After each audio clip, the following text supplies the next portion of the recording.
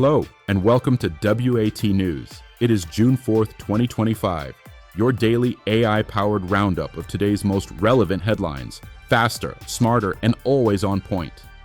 W.A.T. News. In cybersecurity news, a recent Trend Micro report highlights a significant rise in business email compromise, BEC attacks, with a 52% increase in the first half of 2019 compared to the latter half of 2018. These attacks often exploit employees seeking payroll information online, using deceptive emails that mimic legitimate payroll portals to harvest credentials and access sensitive data. The study emphasizes that such tactics have led to substantial financial losses, with the FBI reporting $1.77 billion lost to BEC scams in 2019 alone. To counter these threats, Trend Micro recommends implementing multi-factor authentication, conducting regular security training for employees, and establishing clear protocols for verifying financial transactions. By adopting these measures, organizations can better protect themselves against the evolving landscape of cyber threats. Two vulnerabilities, which could potentially allow a local attacker to access sensitive data, have been identified in Ubuntu, Red Hat Enterprise Linux, and Fedora. These flaws are characterized as race condition bugs. For mitigation, users are advised to run the command echo 0 greater than symbol /proc/fs/suid_dumpable as a root user, which prevents the system from generating a core dump for SUID binaries. Red Hat has classified the CVE 2025-4598 bug as moderate in severity, considering the high complexity involved in executing a successful exploit. Google has released unscheduled fixes for 3 security issues in its Chrome browser, including a high-risk vulnerability that is currently being exploited. Identified as CVE 2025-5419, this vulnerability carries a CVSS score of 8, indicating a significant threat. Google's Threat Analysis Group members, Clement Lesigne and Benoit Sevens, reported this flaw on May. Google strongly recommends all users to safeguard themselves by updating to Chrome version 68 or 69, which is available for both Windows and macOS users. In technology news, WizThreat research reports that cyber criminals are taking advantage of misconfigurations in popular public DevOps tools to install cryptocurrency miners. The security researchers have identified a campaign by a threat actor known as Jenks 0132, which could potentially put as many as 1 in 4 cloud users at risk. To safeguard against this threat, it is recommended that companies enforce stringent access controls, conduct regular security audits, and perform consistent vulnerability assessments. Additionally, the prompt application of patches and ongoing system monitoring for unusual resource usage are advised. This approach could serve as a robust defense against the pervasive threat posed by these cybercriminals. Cybersecurity firm Cisco Talos has issued an alert about the potential dangers posed by malicious clones of popular AI tools, ChatGPT and NovaLeads. These counterfeit versions have been found to contain several threats, notably ransomware families Cyberlock and Lucky Ghost. A newly discovered malware, Numero, is especially concerning due to its potential for damage. As reliance on AI platforms increases among data centers, businesses, and individuals, so does the risk associated with these threats. These malware-infected counterfeits are disseminated using search engine optimization techniques, which allows them to appear high on Google search results, increasing the chances of download and use by unsuspecting users. At Snowflake Summit 2025 in San Francisco, the company unveiled a series of groundbreaking innovations aimed at transforming enterprise data and AI workflows. A highlight was the introduction of Snowflake Intelligence, a secure AI chatbot that enables users to interact with their data using natural language, streamlining access to insights across structured and unstructured datasets. The summit also showcased adaptive compute, a service designed to optimize resource usage for improved cost efficiency, and Generation 2 warehouses, which promise 2.1x faster analytics performance. Additionally, Snowflake announced its acquisition of Crunchy Data to enhance its PostgreSQL capabilities, further solidifying its position in the cloud data management space. OpenAI CEO Sam Altman, speaking at the event, likened current AI agents to junior employees and predicted that within a year, AI could assist in discovering new knowledge and solving complex business problems. These developments underscore Snowflake's commitment to integrating AI deeply into its platform, aiming to make data more accessible and actionable for businesses worldwide. In politics news, this week, NPR's Code Switch featured a conversation with a journalist who was present at a meeting where President Trump discussed a theory with the South African president. The episode delves into President Trump's focus on the circumstances of white South Africans and what this may suggest about demographic shift concerns in the U.S. The goal of the discussion is to provide insights into the president's viewpoint and the societal issues that could shape such perspectives. The episode was produced by Christina Kala and Jess Kung, edited by Courtney Stein, and engineered by Jimmy Keeley. The United Kingdom has unveiled a significant overhaul of its defense strategy, aiming to bolster military capabilities in response to escalating global threats and shifting international alliances.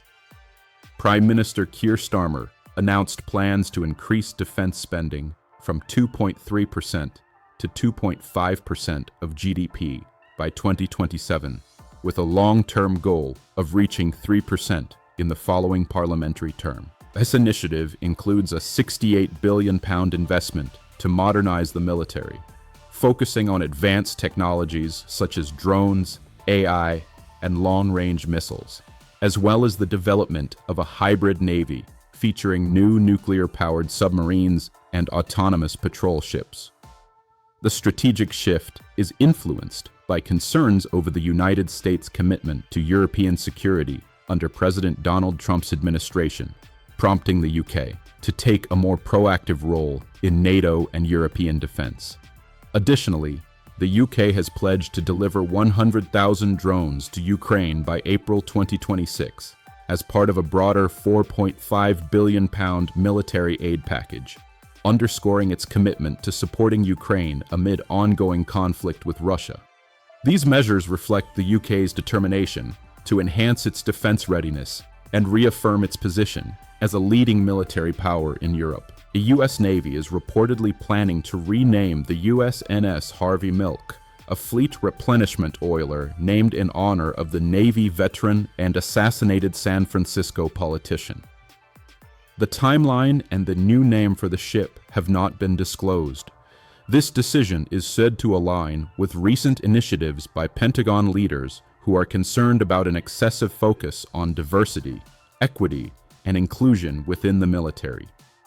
It's unusual for the Navy to rename its ships, though there are precedents, such as the renaming of the USS Chancellorsville and the USNS Maury 2 years ago. It's worth mentioning that Harvey Milk was a pivotal figure in the LGBTQ+ rights movement prior to his assassination. Now we will check in with Heather for the remaining top stories. Heather, over to you. W.A.T. News. Thank you, Hector. Welcome, everyone. Let's get started. In business news, Representative Nick LaLota, a Republican representative from Long Island, is championing a bill aimed at simplifying federal contracts to make them more accessible to small businesses. The proposed legislation requires federal agencies to utilize plain language and keywords in new small business contracts rather than complex legal jargon. This could potentially enable smaller firms who may have been previously deterred by the complexity of contracts. To engage more easily with the government, a similar bill was passed by the House in April 2024, but failed to gain adequate support in the Senate. Over a year since its debut, Hozier's Too Sweet has re-emerged on several Billboard charts, including streaming songs and rock digital song sales. Concurrently, the artist's popular track, Take Me to Church, remained strong at number 20 on the alternative streaming songs chart.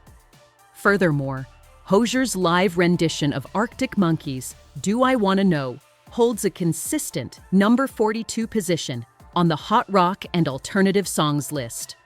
The resurgence of Too Sweet on the charts illustrates the sustained popularity of Hozier's music. Olympic gold medalist Katie Ledecky has secured a spot in the World Championships following her impressive performance at the U.S. Nationals. The 28-year-old swimmer recorded the third fastest time in the history of the 800 free event. This achievement comes after Ledecky broke the 800 free world record at the Fort Lauderdale Pro Series in May. She credits her record-breaking performance to her rigorous training routine after a post-Olympic break. The upcoming World Championships will be Ledecky's 7th appearance at this prestigious event. In entertainment news, Nintendo has officially announced the upcoming release of the Nintendo Switch 2 and the highly anticipated game Mario Kart World. The new console boasts advanced graphics, enhanced processing capabilities, and an extended battery life. Mario Kart World, a first in the series, will feature an array of real-world locations and introduce new characters and power-ups. The game will be compatible with both the new Nintendo Switch 2 and the original Switch. While Nintendo has not disclosed a specific release date, they have confirmed that both the console and the game will be released later this year. Fans are eagerly anticipating these launches. The UK's Women and Equalities Committee recently published its third report, Misogyny in Music, on Repeat, addressing misogyny and discrimination in the music industry. This follows their previous report, released in January 2024, which highlighted cases of sexual harassment and abuse endured by women in the sector. Despite the music industry's consensus with the findings, the governing Conservative Party has not implemented the report's recommendations. In contrast, the Labour Party passed a motion in September 2024 urging the government to fully adopt the committee's suggestions. The committee continues to advocate for the establishment of the creative industry's independent standards authority as a potential solution to these problems. Quatermass Experiment, a spin-off from the BBC series, marks a significant contribution to the film industry from the renowned House of Horror. The series unfolds with a spacecraft crash landing in an English field. This film was the company's first success, showcasing the unique collaboration between the esteemed BBC and this dynamic film production company. The film, both engaging and accessible, boasts a stellar cast of veteran actors such as Jack Warner, Thora Hird, and the iconic Sam Kidd. Its B-movie style offers a distinct viewing experience for the audience. In world news, Lee Jae-myung has officially taken office as South Korea's new president, marking a significant transition in the nation's leadership. A former human rights lawyer, Lee brings a legal and social justice background to the role, which may influence his policy priorities moving forward. His inauguration comes after a turbulent year in which he survived a violent attack, further intensifying public focus on his political journey. Observers suggest his presidency could bring renewed attention to civil rights, economic reform, and regional diplomacy in East Asia. As South Korea navigates both domestic challenges and evolving international dynamics, Lee's leadership is expected to play a pivotal role in shaping the country's path ahead. The latest episode of Al Jazeera's documentary series, Fight for the Pacific, examines how the growing economic rivalry between the United States and China is impacting island nations across the Pacific. Through interviews with local voices, including a personal account from Rana Lee in Samoa, the episode highlights rising concerns over debt dependence on China and the long-term implications for regional sovereignty. The documentary explores how these geopolitical tensions affect everyday lives and cultural connections throughout the Pacific.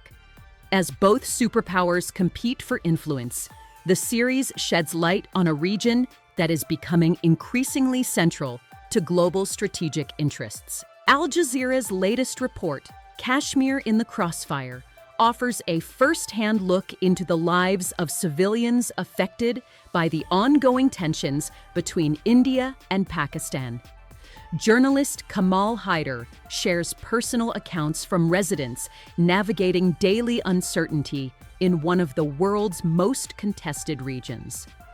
With a ceasefire currently in effect, the report revisits key developments and challenges facing the people of Kashmir. The segment aims to provide a deeper understanding of the human toll behind the headlines as diplomatic efforts continue to seek lasting peace in the region.